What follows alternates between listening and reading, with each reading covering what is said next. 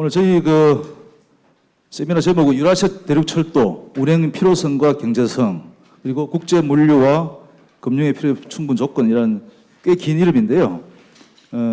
어떻든 우리 한국철도가 남북을 잇고 대륙으로 나아가는 그러한 지상 과제가 있습니다. 그 과제에 대한 여러 가지 어떤 조건들을 한번 탐색해보고 그것을 국가 정책에도 반영하고 또 우리 일상생활 속에서도 국민들이 참여할 수 있는 그런 어떤 계기를 마련하고자 오늘 세미나를 개최하게 되었습니다. 안녕하십니까. 방금 소개받은 한국교통연구원의 이호라고 합니다. 오늘 이렇게 귀한 시간을 허락해 주셔서 일단 감사드리고요. 사실은 제가 이제 교통연구원에서 철도 교통 쪽을 담당을 하고 있는데 사실은 이제 우리나라 철도만 해도 내용이 너무 방대하고 제가 아는 것도 좀 부족한데 또 유라시아까지 또 안병규 박사님께서 말씀을 하셔서 제가 이제 감히 이 주제를 제가 다룰 수 있겠느냐라고 해서 처음에 이제 안병규 박사님한테 어렵다고 말씀을 주셨지만 근데 제가 이제 2018년, 17년도에 연구해 놨던 부분들이 몇 가지 있어서 그걸 이제 같이 공유하는 차원에서 하고 저도 이제 여기 계시는 전문가분들의 의견을 좀 듣고자 그래서 오늘 이 자리에 섰습니다. 그래서 제가 발표하는 내용에 대해서 들어보시고 그다음에 좋은 의견 주시면 제가 이제 이걸 참조해서 이제 더 많은 연구를 수행하도록 하겠습니다. 일단은 오늘 자료 내용이 너무 이제 많긴 한데요. 제가 이제 앞에서 송구명 대사님께서 중요한 얘기를 했기 때문에 그런 부분은 빨리빨리 넘기고 제가 뒤쪽 부분에서 좀 이제 분석적인 내용은 간략하게 요약만 말씀드리고 뒤에서 이제 몇 가지 부분을 말씀드리도록 하겠습니다. 지금 이게 PDF로 되어 있는데 이제 슬라이드 상 이게 조정이 잘 안 돼서 이쪽에서 같이 조정을 해야 되는 상황이라 좀 넘어가는 데 있어서 좀 시간 딜레이가 되는 부분을 좀 양해해 주시기 바랍니다. 일단 목차는 세 가지 부분인데요. 앞에서는 유라시아 대륙철도 역할에 대한 부분은 송구명 대사님께서 말씀하셨던 내용이 거의 다 포함이 되어 있기 때문에 이건 넘어가기로 하고요. 두 번째에 대해서 말씀드리고 주고 싶은 내용이 도대체 우리나라가 실질적으로 유라시아 대륙철도가 연결이 되면 어떻게 물동량이 각 국가 간에 왔다 갔다 할 수 있냐 라는 부분을 저희가 이제 분석적으로 분석의 내용이 있습니다. 그래서 그 부분을 말씀드리고 그러면 유라시아 대륙철도를 실질적으로 추진하려면 어떠한 것들을 우리가 전략을 수립해야 되고 우리가 고민을 해야 되느냐로 세 가지로 준비했습니다. 그래서 이제 1번 첫 번째 장은 다 넘겨주시기 바랍니다. 네. 자료 참.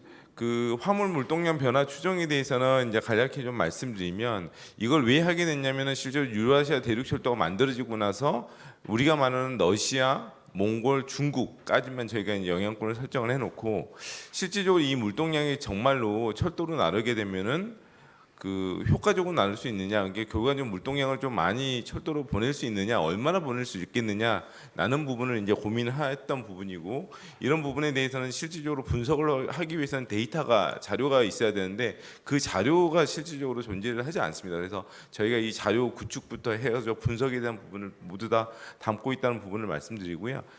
그래서 저희가 이게 이제 전체적으로 오른쪽에 있는 게 맨 오른쪽 하단이 이제 남한하고 북한 쪽 내용이고 맨 위쪽이 이제 러시아 쪽이고 그다음에 이제 아래쪽이 중국인데 이 지역을 이제 저희가 조닝을 해 놓은 거예요. 그래서 우리나라에서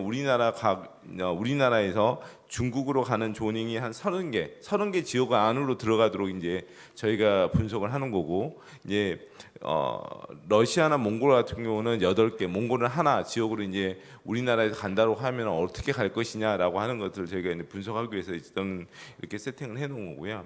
먼저 가장 중요한 것은 각 국가 간의 물동량이 얼마 정도 될 거냐라고 하는 부분이 중요한 거고 주어져 있는 물동량에서 갈 수 있는 수단은 두 가지로 설정해야 했습니다. 첫 번째는 기존처럼 항만으로 가는 것과 철도로는 두 가지가 이제 수단이 선택이 되어야 되기 때문에 일단은 총 물동량이 얼마냐라고 하는 부분에 남한, 중국, 러시아, 몽골은 현재도 우리나라랑 왔다 갔다 하는 부분이 있기 때문에 그 자료는 그냥 수출 통계 자료를 이용해서 하게 되면 금방 구할 수 있는 자료고요.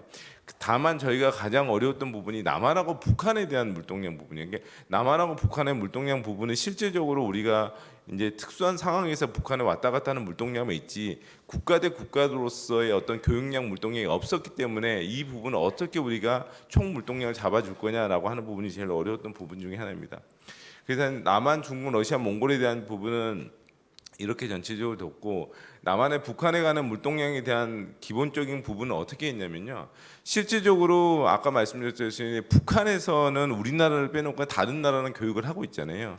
결국에는 저희가 조사해 보니까 북한의 최대 교육 국가는 중국이고 그 전체 대외 무게의 94.8%를 차지하고 있습니다. 중국이. 그다음에 나머지 지역들이 이제 그림에 표시하고 있는 것처럼 러시아, 필리핀 등등이 있는 상황이었습니다. 그렇다면 저희가 이제 이 부분이 이제 저희가 이 남한하고 북한의 총 물동량을 산정하는 기본 가정 중에 하나인데 결과적으로는 맨 위에 북한하고 교육국 간의 수출입 물동량은 저희가 조사가 가능할 수 있었습니다. 이게 다른 자료를 통해서 확인이 가능했는데 만약에 이제 남북 간의 관계가 좋아지고 우리가 대륙철을 연결하게 되면 결국에는 북한에서 수출하고 있는 물건은 남한에서도 수입할 수 있는 물건이지 않겠느냐를 가정을 하게 된 거고요. 그다음에 북한에서 수입하고 있는 다른 나라를 통해서 수입하고 있는 물건은 남한에서 수출할 수 있는 물건이지 않겠느냐를 가정하게 됐습니다. 그렇다면 근데 두 가지 가정 중에 이제 하나의 이제 어려운 점 중에 하나가 북한에서 수출을 하는 건 남한에 수입을 하는데 남한에서 수입을 할 때는 북한의 수출량이 경제 상황에 따라서 여건이 많이 다르기 때문에 우리가 많은 양을 수입하고 싶다고 하더라도 북한에서 그만큼 만들지 못하면 수입이 안 되는 상황인 거고 남한에서 수출 품목으로 지정된 북한의 수입하라고 하는 것은 굳이 우리가 북한 것만 고집을 해야 되느냐라고 하는 전제 조건이 붙습니다. 그래서 이런 부분은 제약 조건이기 때문에 이러한 것들은 너무 복잡하기 때문에 이러한 것들은 좀 무시를 하고 일단은 가자라고 이제 전제 조건을 달았고요. 그래서 이제 그 부분이 총 물동량에 대한 부분이고 그 다음에가 이제 철도 네트워크를 이제 분석을 해야 되는 부분이 있고 그게 이제 철도가 돌아다녀야 되기 때문에 중국, 러시아, 몽골, TCR, TSR, TMGR, TMR 이라운 네트워크와 우리나라 철도망과 북한 철도망 모두 다 얹었습니다. 결과적으로는 이것은 실질적으로 철도가 이제 다니게 된다면 이러한 주어져 있는 조건, 철도를 타고 갈 수 있는 조건들을 세팅을 해놨다라고 보시면 될 것 같고요. 그 대륙 연계에 대한 주요 노선은 아시는 바와 같이 뭐 이렇게 네 가지 포인트에서 이제 대륙을 넘어갈 수 있는 걸로 잡아두었습니다. 그리고 이제 아까 말씀드렸듯이 이제 모두 다 철도로 갈 수는 없는 저희가 보고 싶었던 것은 뭐냐면 항만하고 철도와의 경쟁력을 보고 싶었던 거예요. 그러니까 항만에 대해서는 실질적으로 우리나라에서 지금 가고 있는 것은 남한에서는 가는 항구는 부산항 외에 32개 항구에서 이제 외국으로 넘어가고 있고요. 그 분석 대상 국가의 주요 국가에 대한 항만들은 중국은 13개, 러시아는 2개가 항만이 이제 되어져 있고 거기서 중요한 건 해상 거리에 대한 배가 운행하는 거리에 대해서는 국토교통부에서 이제 해상 거리표를 제공하고 있어서 그것을 가지고 사용합니다. 결국에는 그 어떠한 수단을 선택하느냐 이게 배로 가느냐 철도가 가느냐라고 하는 것은 일단은 거리에 대한 부분인데 거리라고 하는 부분보다도 가장 중요한 시간에 대한 부분이에요. 시간.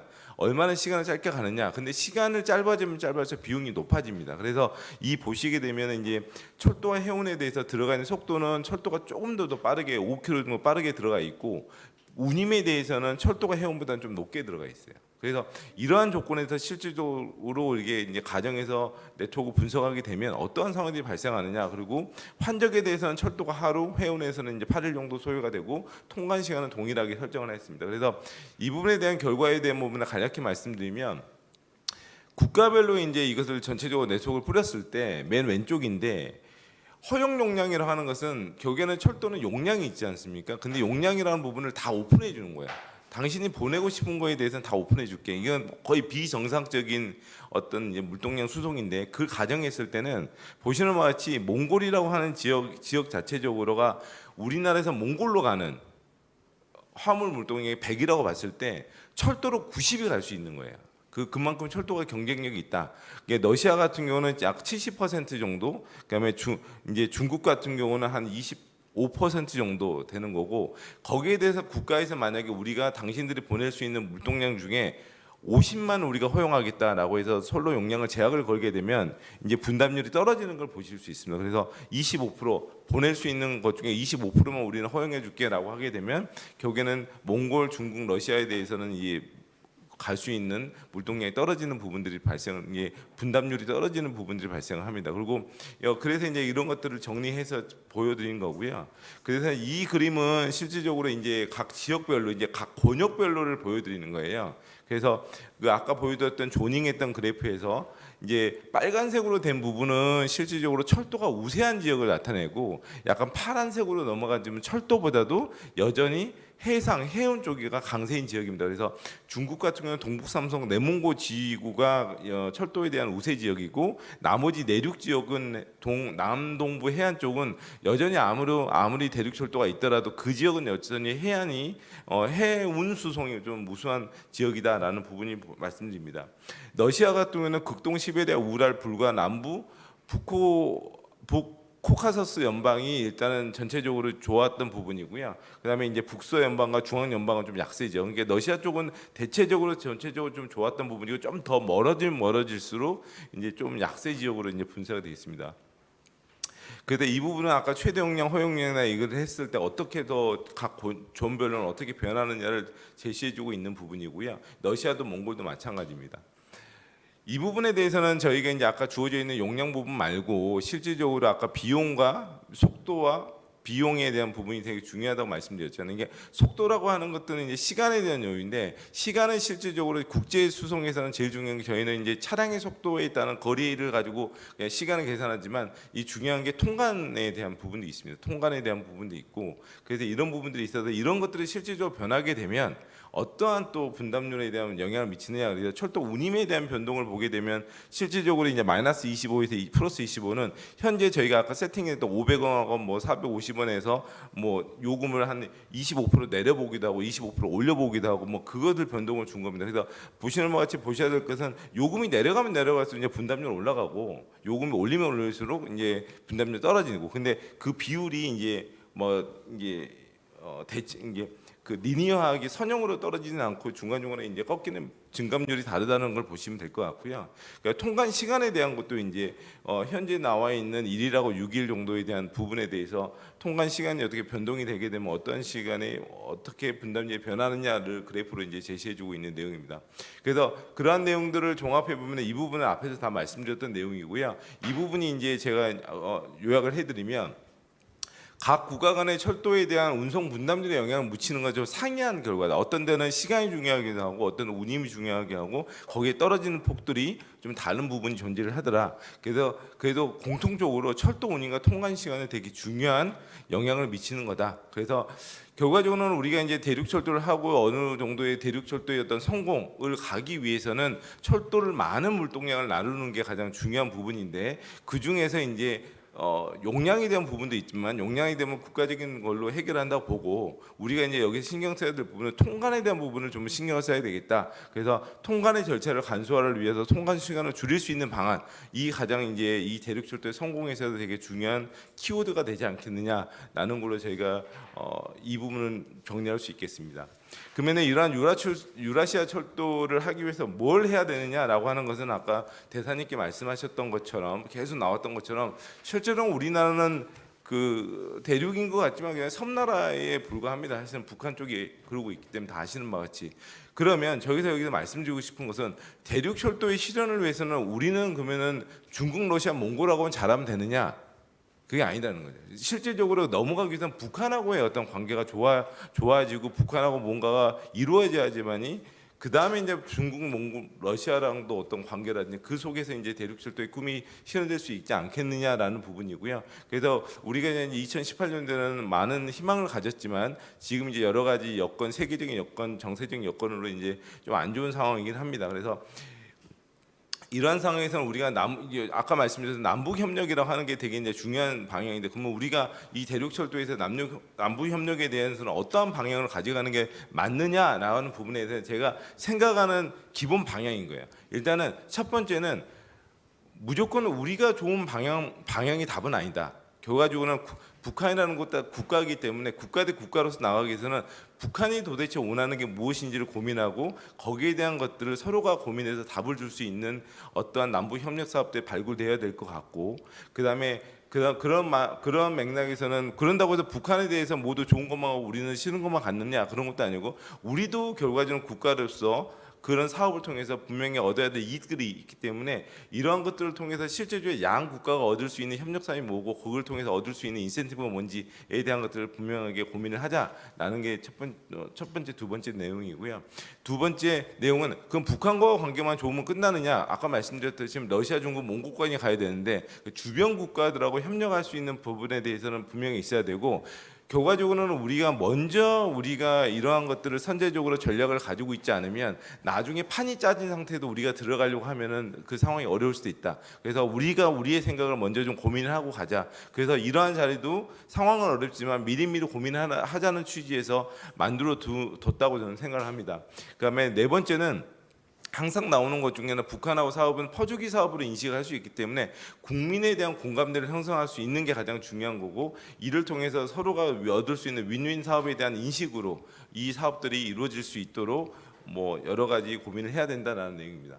그리고 이제 아까 말씀드렸던 국제사회 긴밀한 협력 관계를 유지될 수 있도록 어떤 체계들이 구성되어야 된다. 그런 한 제 생각은 5가지의 기본 방향을 가지고 일단 하는데 그 다음에 이제 여기서는 구체적인 어떤 실천 사업들입니다. 실질적으로 제가 여기 제시되고 있는 것은 결과적으로는 우리가 단숨에 모든 사업을 한꺼번에 할 수 있는 상황은 아닐 것 같습니다. 그래서 가장 중요한 것은 그 북한에 대한 개방 정도 그리고 국제사회적으로 북한에 대해서 어느 정도 대북 제재를 어느 정도까지 하느냐에 따라서 우리가 북한과 협력할 수 있는 사업들이 달라질 수 있다고 보고 제가 대북 제재를 현재와 같은 유지되어 있는 상황, 그다음에 일부 완화되어 있는 상황, 대폭 완화되어 있는 상황, 완전히 해제되어 있을 때 우리가 대륙철도 실현을 위해서 해야 될 과제들에 대해서 이제 제가 이제 고민해서 담아둔 건데요. 이거에 대해서 가까이 이제 좀 말씀드리면 일단은 현재 같은 상황에서 유지된 단계에서 저희가 할 수 있는 건 많이 없습니다. 실질적으로 뭐 물자로 교류할 수 있는 것도 아니고 거기에 온조도 할 수 있는 건 아니고 하지만 인적 교류는 할 수 있을 것 같다. 그래서 현재 좀 더 좋아진다면 현재 유지된 상황에서 북한 철도 전문 인력의 고도화 사업 정도는 우리가 할 수 있겠냐. 북한 인력에 대해서 우리가 철도를 현재 우리나라에 가지고 있는 철도의 어떤 시스템이라든지 그런 것들 교육을 시키고 더구나 북한 철도의 기능공 수준이 남한의 15에서 20% 수준이기 때문에 당장 우리가 된다 하더라도 북한의 철도 인력들이 전문화가 되어 있지 않다면 이건 정말 뭐 많은 어려움이 있기 때문에 이러한 단계에서 좀 소프트하게 진행할 수 있는 부분에 대한 사업들은 좀 진행할 수 있지 않겠느냐라는 부분이고요.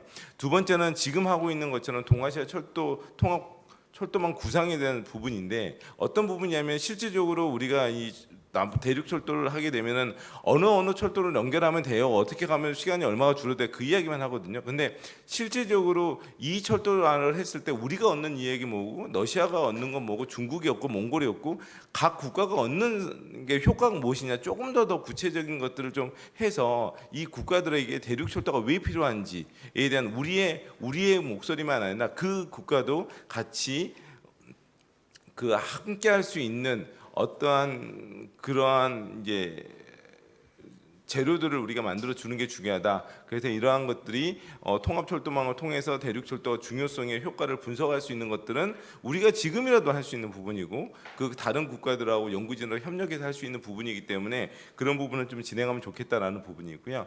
이제 실제로 일부가 완화되었다. 일부가 좀 좋아서 일부가 완화되었다라고 하게 되면 그때부터는 이제 남북 간의 철도 건설 운영에 대한 기술제도 통일 우리가 했던 것처럼 이제 그 철도에 대한 부분에 대해서도 이제 저희가 뭐 기술 조사도 가고 했기 때문에 그거와 맥을 같이 해서 남북한 철도 건설 운영에 대한 기술 제도에 대한 통일에 대해서 서로 고민을 하고 여기에 대해서 협력 사업을 좀 추진할 수 있도록 가면 좋겠다라는 부분이고요. 더구나 더 중요한 것은 우리나라랑 북한은 철도 시스템이 다르기 때문에 이러한 통신 전압 신호 등의 남북 철도 시스템 통합을 위해서 남북이 철도 표준을 어떻게 가져갈 것이냐 라는 부분에 대해서 한번 같이 맞대고 고민을 해야 하는데 시스템적으로 이제 서로가 기술적으로 이해를 하고 가는 게 되게 중요한 내용이다라고 생각하고요. 그 다음에 일부 하나 됐을 때는 우리가 그냥 남북철도 연계 운송 체계 사업이라고 했는데 결국에는 2004년에 남북이 철도가 운행을 하게 되면 이제 기본 합의서는 이제 2004년에 만들어졌습니다. 근데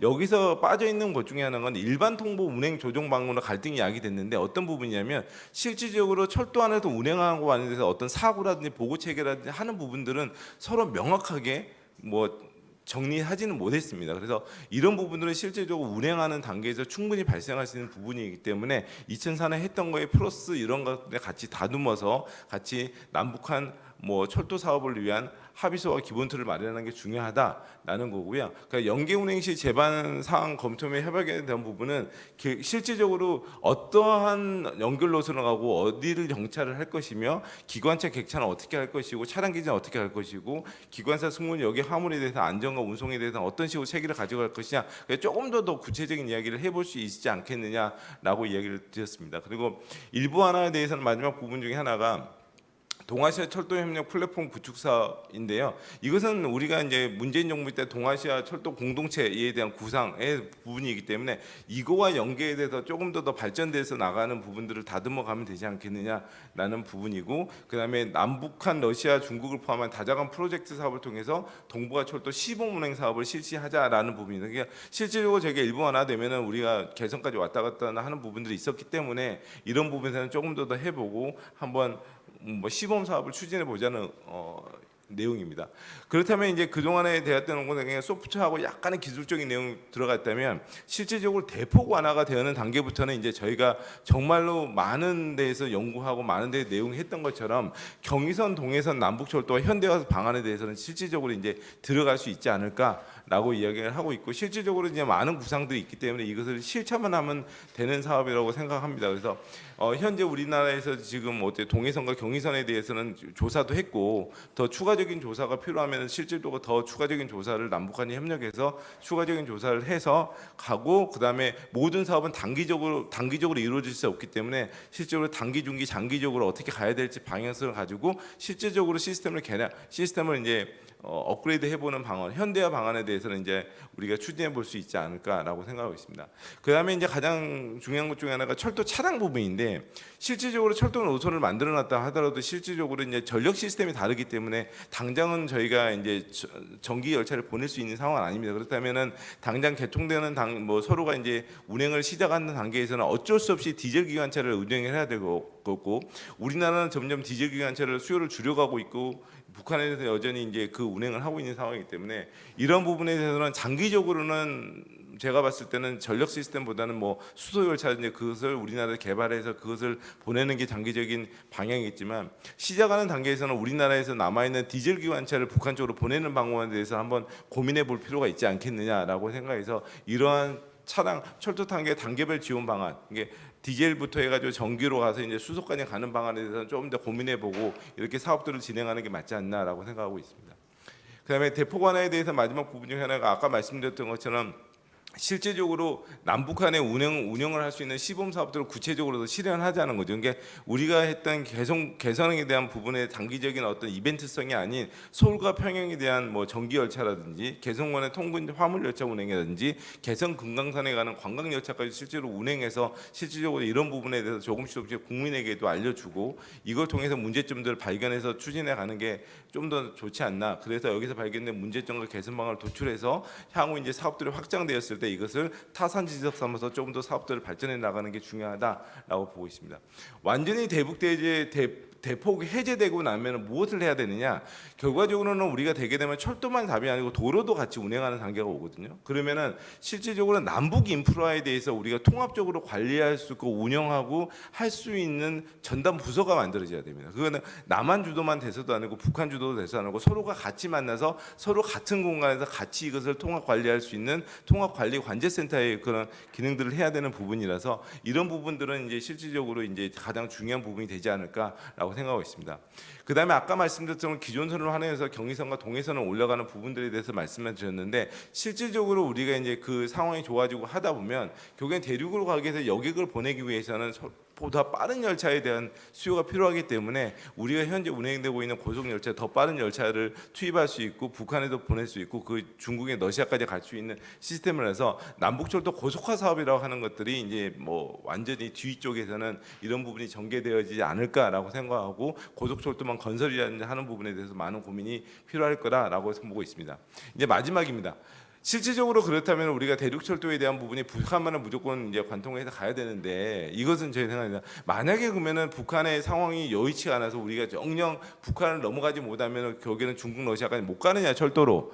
그 부분에 대해서는 이제 우리가 한번 다시 고민해 보자는 거죠. 그래서 그동안에 논의되어 있던 열차 페리를 활용해서 중국과 러시아 쪽으로 가는 부분에 대한 것들은 많이 논의가 됐으니까 이러한 것도 우리가 혹시 차선책으로 가져갈 수 있으면 대륙철도 이제 북한을 통해서 가는 대륙철도 말고 북한을 경유하지 못해도 대륙철도간 진출하는 부분에 대한 것을 같이 고민해 보면 어떨까 싶어서 마지막 슬라이드를 넣었습니다. 이상 발표를 마치도록 하겠습니다.